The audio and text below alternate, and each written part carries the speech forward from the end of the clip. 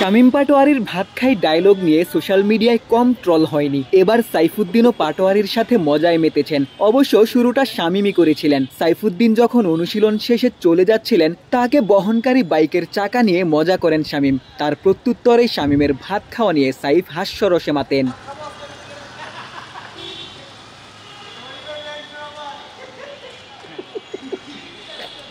যুবদল থেকেই আক্রমণাত্মক ব্যাটিংয়ের ঝলক দেখিয়ে শামীম জাতীয় দলে এসেছিলেন। গণমাধ্যমে কি করে বড় ছয় মারেন এমন প্রশ্নে শামীম বোঝাতে চেয়েছেন, ভাত খাওয়ার জোরেই বড় ছয় হাঁকাতে পারেন। তবে সামাজিক যোগাযোগ মাধ্যমে এই উক্তি হাসির খোরাক হয়। সেটি নিয়েই এখনও সাইফুদ্দিনরাও হাস্যরসে মাতেন। শামীমও হয়তো উপভোগ করেন।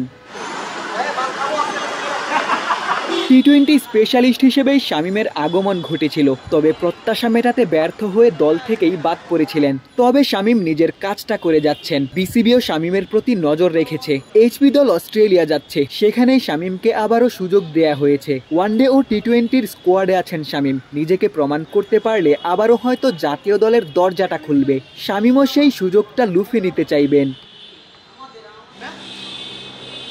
জাতীয় দল থেকে বাদ পড়ার তালিকায় সাইফুদ্দিনও। কদিন আগেই বাংলাদেশে আন্তর্জাতিক মানের ক্রিকেটার কম এমন উক্তি করেছিলেন। সেটি নিয়েই ক্রিকেট পাড়ায় নানা আলোচনা। তবে সাইফুদ্দিনের এসব নিয়ে থোড়াই কেয়ার। নিয়মিত মিরপুরে আসছেন, অনুশীলন করছেন, ফুরফুরে মেজাজে মাঠ ছেড়ে যাচ্ছেন।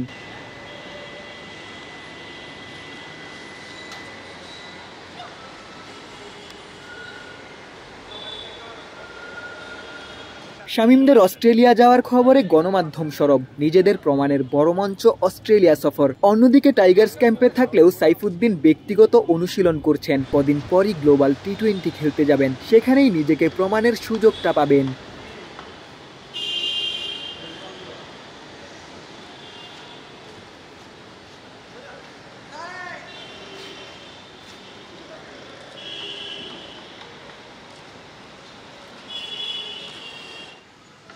শেরেবাংলা জাতীয় ক্রিকেট স্টেডিয়াম থেকে ক্যামেরায় আমিনুল ইসলাম সুজনের সঙ্গে গোলাম সারোয়ার, ক্রিকেট 97।